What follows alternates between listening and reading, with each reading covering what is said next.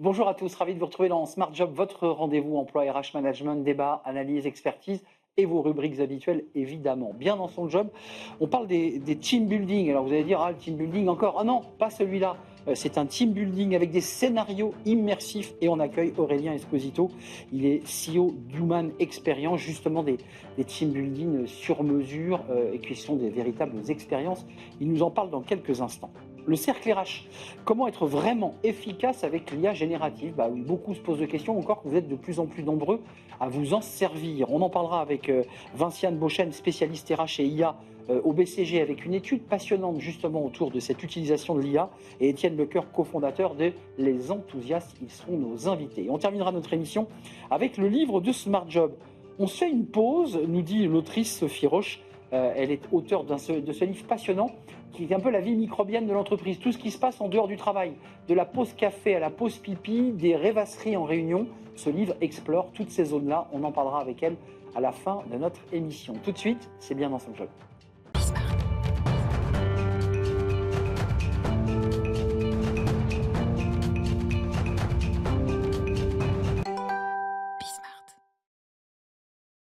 Bien dans son job pour vous parler de team building, mais pas n'importe quel team building. J'accueille Aurélien Esposito. Bonjour Aurélien. Bonjour, Ravi de vous accueillir. Vous êtes le CEO de Human Experience, c'est ça. comme c'est écrit sur votre suite. Joli suite. Très jolie suite. C'est intéressant parce que le team building, c'est un peu traditionnel. Très. Moment de rencontre, de fin d'année, de regrouper des équipes pour se retrouver. Mhm. Vous avez décidé d'un peu disrupter tout cela et de vivre une expérience. Comment ça marche? Alors, on est parti du constat d'un chiffre très simple. C'est des chiffres de l'INSEE qui datent de 2022. 70% des gens n'ont pas envie d'aller en team building. Déjà, ça pose le cadre. Alors, la question, c'est ça. Oh, Pourquoi? Alors, on a un marché qui n'a pas beaucoup bougé depuis 20 ans. Les activités, il n'y a pas eu de grande innovation. Et du coup, on a décidé de travailler là-dessus. innovation, vous êtes sur l'humain, mais l'humain qui va être projeté dans une expérience, j'allais dire en exagérant un tout petit peu, mais presque cinématographique. Il y a un scénario Pas et d'exagération. vous écrivez une histoire. C'est ça, c'est exactement ça. Les trois grandes données chez nous, c'est le fun, le mindset et la pédagogie. C'est-à-dire qu'aucune expérience ne sort du lab chez nous si elle n'a pas été travaillée pour faire progresser les gens, les faire s'amuser et les faire apprendre quelque chose. Et cinématographique, c'est très vrai parce qu'on a une régie complète qui pilote à l'arrière, un peu comme chez vous d'ailleurs, qui pilote à l'arrière les expériences, les acteurs et autres. Et donc tout ça est revu, redonné au client, parce que c'est aussi, c'est un petit peu le film de mariage. Hein, Ouais. on récupère ce film et on revit aussi ce qu'on a pu ressentir. Et j'imagine que vous avez, j'imagine, sur catalogue des team building immersifs, mais que vous vous adaptez à chaque demande de client. Tout à fait. Le marché il est un petit peu compliqué parce que les prix ils ont baissé depuis quelques années aussi sur le prix moyen du team building. Donc on a des offres catalogues qui commencent à 45 €. Mais il y a toujours dans une expérience un coach. Par personne, entendez-moi. Bien sûr, évidemment. Merci Arnaud de le préciser. Non, mais vaut mieux le dire, Faut le dire. parce que c'est très attractif dans ce Ouais, c'est cas-là. ça, c'était vraiment très agressif. Non, non, bien sûr, c'est par personne. Et chaque expérience est accompagnée par un coach qui va, en plus du film de mariage, être capable de débriefer ce qui s'est passé dans l'équipe. Et c'est ça la vraie valeur ajoutée, c'est être capable de tirer une leçon de cet exercice sympa et ludique. Alors, faites-nous rêver, Aurélien, c'est Ouais, quoi? C'est bien on sûr. va en montagne, on va dans le désert, on En va fait, en forêt, ok, on va où? eh ben, ça commence dans la salle de réunion de n'importe quelle entreprise du monde entier, parce qu'on peut piloter de notre régie des expériences qui se dérouleraient chez eux. On a nos scénarios qui sont bilingues, qui peuvent travailler bilingues pour l'instant et autres si besoin. Et on va jusqu'à la forêt, oui, le terrain militaire, on peut, selon les besoins du client et ses souhaits. Et on peut pousser, on a un scénario qui s'est installé l'année dernière à Val Thorens. Donc on peut aller jusqu'en haute montagne. Donc Valto, ça veut dire que vous avez un groupe, vous avez vos coachs ou le coach, C'est ça. et ensuite vous allez vivre une expérience. Qu'est-ce qu'ils vous demandent les clients? Ils vous demandent de resserrer les équipes, ils vous demandent de créer du lien entre eux. Parfois vous avez des petits secrets de tension qui se passent, parce que c'est ça aussi la réalité d'un team building. Et c'est là que ça devient sexy. C'est-à-dire que Ah si oui. c'est linéaire et que vous savez ce qu'on Vous fait avez les pour cartes. vous, et c'est un peu le dessous du savoir-faire, et on aime avoir les cartes parce que ça nous permet aussi d'atteindre les objectifs du client. C'est-à-dire que plus on a de levier, nous, à l'arrière, plus on peut emmener les équipes vers une situation qu'on veut leur faire vivre pour tirer leçon de ça et grandir dans cette expérience. Ça peut être quoi? Ça peut être des jeux, c'est des jeux immersifs, c'est quoi les outils que vous utilisez? Alors, il y a plusieurs leviers dans le team building, parce que ce qu'il faut savoir aussi, c'est qu'on est aussi dans la formation. On a le team building et la formation, qui sont deux métiers qu'on a croisés. On est Calliope, donc on est capable de souscrire à tous les prérequis de la formation. De la même manière, de manière fun. On utilise les leviers de la formation, du coaching, de l'accompagnement, mais aussi du fun, parce qu'on apprend bien quand on s'amuse. Parce que pour le coup, on prend du plaisir à le faire. Et de tout ce qu'on peut prendre en développement personnel, mindset et autres. D'où vous dites les prix ont baissé, ça veut dire que les clients aujourd'hui, à une époque, ne regardaient absolument pas à la dépense. Moins. On louait une quarantaine de Porsche, on faisait des tours de circuit. Oui, J'ai l'impression que tout ça, ça a un peu baissé au profit de team building, je dirais plus managériaux, leadership, impliquant. Est-ce que c'est vers ça que les équipes ou les dirigeants vont, ou ceux qui achètent? oui, oui et non. Oui et non, pourquoi? Ils veulent soit du fun total, Ouais, soit c'est exactement ça. voilà, Le ras-le-bol, on découpage est là. s'éclate. Ouais, c'est ça. Ou on fait de l'apérothérapie, ce qui marche absolument pas sur une équipe. Si l'apéro suffisait à fédérer une équipe, on le saurait. Ouais. Ouais, ça fait quand même quelques paires d'années que les gens prennent des apéros, Oui, aussi, mais il faut en prendre, hein. Je dis pas que c'est je mais dis pas qu'il en faut tout pas, cas, ça règle pas les mais ça sujets. règle pas les sujets de fond, quoi qu'il arrive. Il y a qu'avec des outils spécifiques, avec des coachs et des formateurs qu'on peut Donc, passer. soit ils vous disent on veut du fun total parce Ouais. qu'on veut faire un break et on veut se retrouver autrement, soit vous y mettez des pincées à l'intérieur avec des C'est messages qui passent du dirigeant, du RH. C'est ça l'idée, hein. C'est ça, exactement. On a créé des scénarios sur mesure pour des grands groupes du bâtiment où on accompagne 200 personnes vers une idée commune. On leur fait vivre l'expérience, ils comprennent l'idée, on leur dit, voyez ce que vous avez vécu, c'est exactement votre quotidien finalement, et vous y arrivez hyper bien en réalité. Donc en fait, vous créez aussi des chocs. Oui, Ça, tout d'un coup, on se dit, il y a ah, des chocs. voilà, donc vous leur faites faire le pas de côté pour qu'ils regardent autrement leur. Ouais, c'est passionnant. Toujours dans le respect de chacun et de l'utilisateur, Et hein. de la Bien sûr, sécurité. quand on dit choc, il faut modérer le J'entends propos, bien. mais par C'est contre, ludique, ça. hein, ça reste très Oui, oui, ludique, hein. mais on crée une distorsion, ouais. Et il y a des moments où vous dites à un client avant de nous quitter, non, ça je fais pas. Oui, Je fais pas le saut en parachute en faisant triple saut périlleux. alors mieux que ça, on a eu des demandes un peu particulières, je donnerai pas de nom bien sûr, mais des gens qui nous disent, bon bah alors j'ai des gens licenciés, vous pouvez m'organiser une expérience pour Pour la. pour pouvoir avoir des arguments pour le faire. Absolument jamais on ne rentre dans ce terrain-là. On a une éthique et des valeurs très fortes, et du coup on reste dans ce qu'on sait faire. Parce que pour le coup, c'est un outil très puissant dans le changement. Absolument. Merci Aurélien Esposito d'être venu faire partager à la fois le concept et puis les choses très concrètes que vous mettez en place, parce que ce n'est pas un concept. CEO de Human Experience, une autre manière eh bien, d'aborder, de vivre un team building. Merci de nous avoir rendu visite. Vous étiez venu il y a 2 ans nous rendre visite. Oui, j'ai de la mémoire. Merci Arnaud. À très bientôt et bon vent. On tourne une page, on s'intéresse à l'IA générative à travers une étude du BCG. Comment s'approprient les salariés cette nouvelle technologie qui à la fois leur fait peur et qui commence à être de plus en plus présente dans notre quotidien. On en parle dans le cercle RH, c'est notre débat et j'accueille mes invités.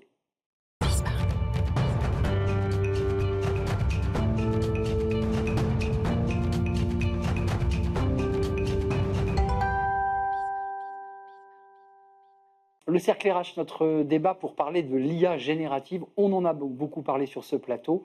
C'est un sujet dont vous parlez beaucoup et d'ailleurs vous utilisez beaucoup l'IA générative sur votre smartphone, notamment ChatGPT pour la marque la plus connue. Où en est-on justement dans l'appropriation de cette IA générative? On en parle avec mes invités. Vinciane Beauchesne, ravi de vous accueillir. Vous êtes spécialiste RH IA au BCG et vous portez une étude qui est très très intéressante et on va la commenter avec des chiffres. On voit que on s'approprie de plus en plus cette IA, mais qu'il peut y avoir peut-être une fracture. On y reviendra dans quelques instants. Et puis Étienne Lecoeur est avec nous. Bonjour Étienne. Bonjour Arnaud. Très heureux de vous accueillir, cofondateur de Les Enthousiastes, qui est un groupement, une association d'entrepreneurs de plusieurs secteurs, et vous expérimentez, vous analysez cette IA. On parlera du marketing, de la finance, des RH dans quelques instants avec vous, et vous êtes conférencier par ailleurs. Merci d'être là. Commençons avec vous, Vinciane, parce que l'étude BCG, elle dit on s'approprie de plus en plus l'IA, mais on voit quand même qu'il y a déjà une différence entre les dirigeants ou les cadres et les salariés employés. Est-ce que c'est déjà une première ligne de fracture dans cette étude? Oui, tout à fait.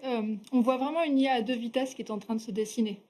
Aujourd'hui, si on parle d'adoption, les gens qui utilisent régulièrement l'IA, on est à 72%. Mais il y a un vrai écart entre les dirigeants, qui sont plus de 80% à utiliser l'IA de façon très régulière. Aussi. 85, je crois, non? Ouais. De façon régulière. Et les salariés, qui ne sont que 1 sur 2. Et on a sondé 11 000 salariés dans 10 pays, mais on a focalisé sur des gens qui ont un intérêt à utiliser l'IA. On n'est pas allé chercher les gens dans les usines, mais vraiment ce qu'on appelle les white collars, les cadres, donc qui ont une raison d'utiliser l'IA. Et pourtant, ils sont que 1 sur 2 à utiliser l'IA de façon régulière. Et autre indice intéressant, c'est que on fait cette étude année après année. On l'a fait depuis 2018, donc on a eu l'occasion de suivre un petit peu la progression. Par rapport à l'an dernier, les salariés stagnent. Donc les dirigeants, les managers intermédiaires continuent à progresser dans l'utilisation d'IA. plafond de verre sur les salariés. Ça, c'est une des fractures. L'autre fracture intéressante aussi, c'est géographique.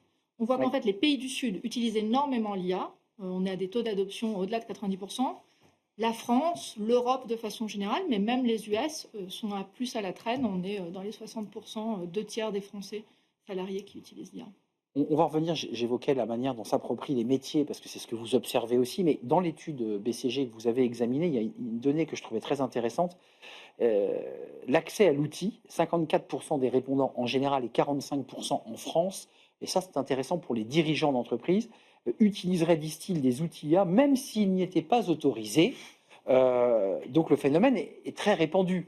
Ça veut dire quand même que ça interroge les dirigeants que vous croisez et ceux qui sont chez les enthousiastes, c'est de dire discrètement aux toilettes, tranquillement, on va aller chercher le doc, on va... Enfin, c'est un vrai sujet d'ailleurs de protection des datas, des données de l'entreprise. C'est inquiétant ça quand même ça. Oui, c'est inquiétant. Effectivement, il faut, je pense, adresser le sujet de manière raisonnable. C'est pas le Far West, hein, l'IA. Pour paraphraser Clara Chapaz, c'est pas le Far West. Il y a des cadres qui doivent être mis en place, une gouvernance de l'IA qui doit être mise en place en interne dans les entreprises.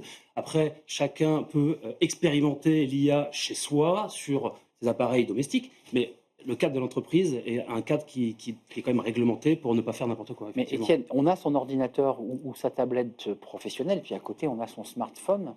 Enfin, je veux dire, il y a beaucoup de salariés qui vous disent qu'évidemment, ils sont sur le smartphone et vont sur l'IA pour accélérer leur processus, on va dire, à la rapidité, la compétitivité. Ça se fait. Alors, ça se fait. Alors, et c'est pas très légal, d'ailleurs. Non, mais c'est intéressant parce que nous, à travers cette étude que l'on mène avec KPMG, qui s'appelle Trends of AI, et qui a un rythme annuel identique à celle qui a été présentée par Vinciane, c'est une étude annuelle qui adresse 8 métiers cette année. 4 métiers l'an passé, 8 métiers. Marketing, finance, RH, achat, relations clients, supply chain, risk management. Donc c'est intéressant d'ailleurs de voir les bonnes pratiques mises en place par les différents métiers. En gros, il y a un quintet, mais qui n'est pas dans le même ordre selon les métiers. Vous parliez de l'usage personnel qui peut être fait par certains salariés. Alors c'est bien et pas bien. Pourquoi c'est bien ? Parce qu'une certaine manière, ça rentre dans le scope de l'expérimentation. Oui. On a une phase de découverte, donc forcément, il y a des petits débordements. Ça va faire l'objet d'une note de cadrage, je pense, dans les différentes entreprises assez rapidement. Donc il y a un sujet d'expérimentation qui est très important dans l'IA, et donc ça, ce que vous pointez Arnaud, en fait partie. Et d'ailleurs, l'expérimentation doit assez rapidement montrer s'il y a un bénéfice, s'il y a de la création de valeur ou s'il n'y en a pas. On va dire en bon français, fail, but fail fast. POC, oui, mais si ça ne marche pas, on arrête, on passe à autre chose. On itère et on avance. Premier point, ça, c'est l'expérimentation. Deuxième point, évidemment crucial pour la bonne mise en œuvre de projets IA en interne, c'est d'avoir attaché une attention particulière à la donnée, la data. Il faut qu'elle soit homogène, il faut qu'elle soit nettoyée, il faut qu'elle soit centralisée, il faut donc une gouvernance de la data. Ça, c'est un enseignement très fort. Je pense qu'il y a quelques années... Il y a des éléments qui font écho dans votre étude. Mais il y a quelques années, la hantise de mes clients, c'était le shadow IT. Maintenant, c'est le shadow AI. Et le problème, c'est que cette expérimentation... C'est un gros sujet, ça, quand même. Hein. Complètement, et avec des vrais risques, la data... ah oui, de fuite de données. Mais je pense qu'un autre sujet, c'est cette expérimentation. Elle est intéressante, en effet, pour susciter l'adoption, mais sans formation. Elle amène à un certain nombre de risques parce qu'il n'y a pas de prise en compte de 36% seulement des personnes interrogées indiquent qu'ils ont reçu une formation de qualité en IA. C'est-à-dire qu'il y a des formations, mais ils disent globalement, ça ne m'a pas servi à grand-chose. Exactement. Ça, hein. Et on voit que ça a un vrai impact sur l'adoption parce que dès lors que vous formez les gens plus de 5 heures sur le terrain, avec du coaching dans le cadre du travail, là, oui, vous réussissez vraiment à passer un cap et par ailleurs, vous réussissez à éviter un certain nombre d'écueils qu'on évoquait. Mais sur le sujet de l'expérimentation, on voit aussi que en fait, aujourd'hui, on a la moitié des salariés qui utilisent régulièrement l'IA qui nous disent « je gagne 1 heure par jour à peu près grâce à l'IA ». Donc, ça a un vrai impact. Et pourtant, on a aujourd'hui 60% des entreprises qui disent « j'ai pas réussi à tirer de la valeur de l'IA ». Et on n'a que 5% des entreprises qui disent « moi, ça y est, j'ai de la valeur à l'échelle ». Donc, on est encore sur la ligne de crête. C'est-à-dire qu'on fait des essais, on a des cas pratiques, on tâtonne, on expérimente. Quand on parle de l'IA générative pour les collaborateurs, qu'on soit bien d'accord ensemble, ce n'est pas l'outil qui est mis en place par l'entreprise, c'est le chat GPT que j'ai installé sur mon téléphone. Est-ce qu'on parle bien de la même chose ? C'est toujours la même histoire du make or buy. Hein. C'est soit l'entreprise développe son propre LLM, son propre système, auquel cas il y a un cadre je dirais, un circuit fermé, sécurisé, soit on arrive dans une logique qui est un peu moins maîtrisée, qui est moins chère, qui est plus facile à mettre en œuvre, c'est-à-dire plus rapide à mettre en œuvre, mais qui naturellement comporte des risques. Un autre élément peut-être que je voulais vous partager sur le fruit de cette étude qualitative donc, qu'on a menée entre mars et juin avec, au contact de 100 décideurs de ces 8 fonctions. C'est donc le troisième point après l'expérimentation et l'importance attachée à la donnée, c'est avoir le sponsoring de la direction. Oui. Alors pourquoi c'est hyper important? Bon, évidemment, ça va conditionner des investissements, ça va conditionner une trajectoire, mais ce qui est fondamental, c'est que c'est bien d'avoir être adoubé par le pape, c'est une bonne chose, mais derrière, il faut que l'IA rentre dans la feuille de route stratégique de l'entreprise. C'est pas tout de décréter.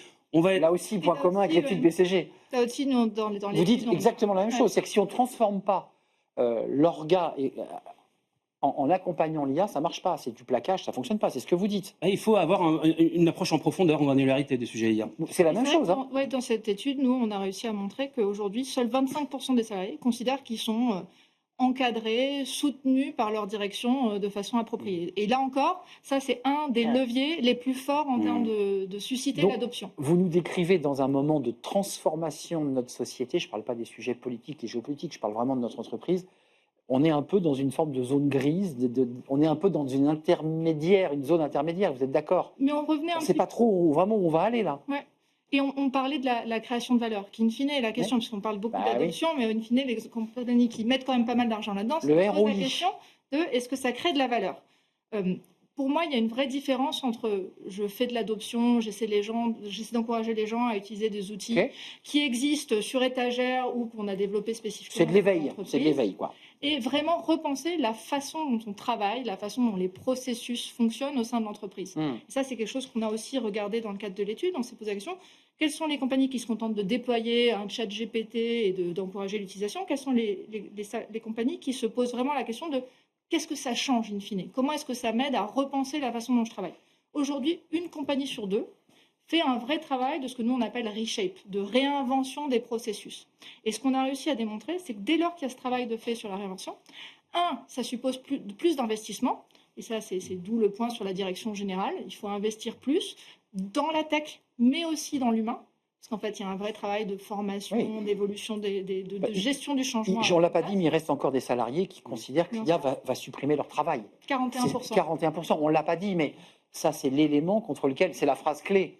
Oui, d'accord, mais enfin, je perds mon boulot.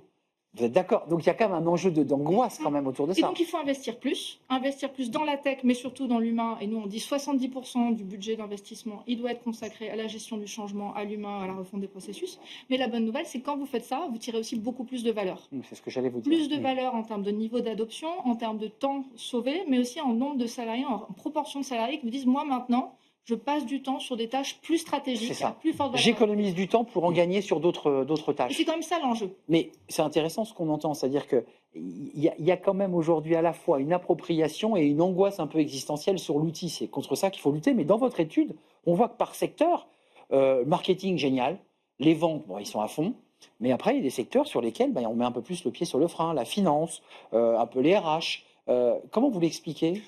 On n'est pas uniforme face... Absolument pas. On n'est pas égaux devant l'IA. Devant l'IA. Non. C'est une formule. C'est une formule qui n'est pas magique, mais qui est pragmatique. Et pour reprendre l'exemple de la finance, par exemple, puisque vous le pointez, Arnaud, évidemment, la finance joue avec des données qui sont particulièrement sensibles. Donc, dès lors qu'on a un système qui est ouvert, on ne va pas injecter les données. Donc, déjà... on n'est pas à la même vitesse qu'une équipe marketing qui va générer des images avec tel ou tel outil qui sera en freemium. Bon, donc il y a effectivement des disparités par rapport au métier. Je reviens sur ce fameux quintet. On l'a évoqué avec Vinciane, la question de la formation est fondamentale. C'était le 4e point. Il y a un 5e point qui peut peut-être être mis en avant, qui ressort encore une fois de cette étude qualitative, c'est la communication. C'est-à-dire qu'il y a en interne la nécessité aussi de parler en toute transparence de la manière dont ça appréhende l'IA, les entreprises, que ce soit positif, que ce soit négatif, encore une fois, stop and go. On met sur la table. Il faut parler des choses de manière très transparente. Et pourquoi ne pas avoir un référent IA qui, de manière transversale, va observer ce qui se passe et rendre des comptes, essayer d'évangéliser. Pourquoi évangéliser? Parce qu'il y a 3 catégories de personnes face à l'IA en entreprise. Il va y avoir les enthousiastes, que je vais essayer de représenter. Il va y avoir les réfractaires, qu'il va falloir embarquer, convertir, au risque qu'ils s'isolent et qu'ils perdent potentiellement leur travail, parce qu'en gros, un salarié ne va pas disparaître, il va être potentiellement remplacé par un salarié qui a les mêmes compétences augmentées par l'IA. C'est ça le sujet. Voilà, c'est un peu ça le sujet. Et puis il y a les neutres. Il y a ceux qui sont un peu dans une zone grise, comme vous le disiez, qui ne savent pas trop sur quel pied danser et qu'il va falloir accompagner pour qu'ils puissent voir le bénéfice qu'ils puissent en tirer au quotidien. Vinciane, évidemment, Étienne, mais il y a le grand jeu des ROI, parce que ce sujet de l'investissement, c'est que les dirigeants aujourd'hui, dans une crise économique dans laquelle certaines entreprises se disent, mais attendez, moi je veux bien investir sur des outils très onéreux, mais moi mon ROI c'est quoi? On gagne du temps, mais est-ce que derrière, moi, ça vous avez réussi à tirer aussi la ficelle sur ce sujet? On a regardé, alors c'est assez intéressant de voir qu'aujourd'hui, pour les compagnies qui sont juste dans une logique de déploiement d'outils, pas encore de refonte intégrale des processus dans la façon de faire, etc., ils sont qu'un tiers à mesurer la valeur. Donc déjà, il y a toute une série d'entreprises qui sont en train de faire un chèque en blanc et qui ne mesurent pas la valeur. La mesurabilité d'une action. Après, moi, ma conviction, notamment sur les écarts et l'égalité face à l'IA, c'est que même ceux qui mesurent la valeur sont pas encore allés au bout du geste. On reste sur des logiques très, très court-termistes, entre guillemets. On regarde si on gagne du temps et si on gagne de l'argent. Nous, on pense qu'il faut avoir une définition plus large de la valeur. Travailler plus en profondeur. Et regarder, y compris des questions sur est-ce que ça génère plus de joie au travail? Est-ce que ça génère de l'engagement? Oui, c'est pas que du business quantitatif. Est-ce que je comprends ce qui compte vraiment pour mes clients, pour mes partenaires? Est-ce que je dégage du temps pour aller faire du sport? Non, mais on parlait de dégager du temps. L'option. Et on voit d'ailleurs que si on guide pas, les salariés, le temps qu'ils gagnent, ils le réinvestissent là où ils le sentent en fait. Mais donc, ou le peuvent aussi pour certains. Le peuvent, donc ça finit par être diffus, être très dilué. Mais cette question de la valeur qui doit dépasser la question de la productivité, elle est clé. Aujourd'hui, elle est mal appréhendée au sein des entreprises. Ce débat est passionnant. Il est porté par deux études passionnantes. Celle du BCG qu'on peut découvrir évidemment sur le site du BCG. Porté par vous, Vinciane Beauchesne, merci d'être venu, puis Étienne Lecoeur sur le site des enthousiastes, si je ne m'abuse, sur la page LinkedIn des enthousiastes, et KPMG qui travaille avec vous sur cette étude, et on voit bien des passerelles et des points communs, donc c'était intéressant de vous réunir sur le même plateau, parce que vous portez, je crois, les mêmes convictions aux entreprises ensuite de s'emparer, et aussi aux salariés, si je ne m'abuse, vous êtes d'accord, de pouvoir s'emparer de ces sujets, peut-être pas en clandestin, parce que c'est un peu le sujet qui a été posé, mais de manière très officielle et ouverte. Vous êtes d'accord avec ça? Absolument. Ne vous cachez pas aux toilettes pour consulter ChatGPT. Faites-le chez vous. Faites-le chez vous si, évidemment, des règles strictes ont été fixées par l'entreprise. Merci à vous. C'est un vrai plaisir de partager ce débat avec vous. On tourne une page, on va s'intéresser à un sujet qui va vous intéresser. C'est un livre. Et si on faisait une pause, c'est une chercheuse qui s'intéressait à toutes les pauses et tous les moments, les interstices, vous savez, où on va justement faire sa pause café, quand on va aux toilettes, toutes ces réunions où on rêvasse, où on ne travaille pas, où on ne produit pas. Ça s'appelle La Pause, et elle en a écrit un livre qui est absolument passionnant. J'accueille l'autrice.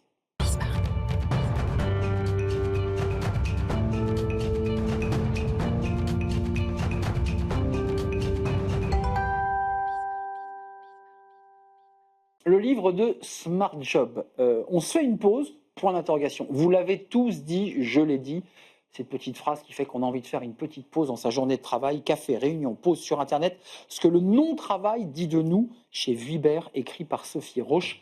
Elle est notre invitée. Bonjour Sophie. Bonjour, merci à vous. Très heureux de vous accueillir parce que j'ai pris un plaisir immense à lire ce livre. Alors, je précise que ce livre est le fruit d'un travail de thèse, parce que vous êtes une chercheuse. Tout ça est un travail très sérieux sur le non-travail, gratifié d'ailleurs du premier prix solennel de la thèse de la chancellerie des universités en 2024. Faut-il le préciser?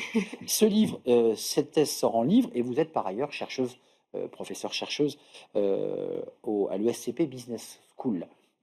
Plein de choses dingues. Comment vous est venue l'idée de vous pencher de ce que moi j'appelle, je ne sais pas si vous le validerez, un peu le monde microbien du travail, chose qu'on ne voit pas à l'œil nu, mais qui en fait est partout? C'est ça.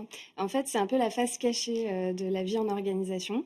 Ça m'est venu il y a très longtemps, quand j'étais en école de commerce, que je faisais mes études en Master 2. J'ai fait mon mémoire de fin d'études sur la série The Office, que je trouvais hyper paradoxale, parce que d'un côté, ça représentait super bien la vie quotidienne au travail, et en même temps, force est de constater que les gens, ils travaillent très peu dans la série.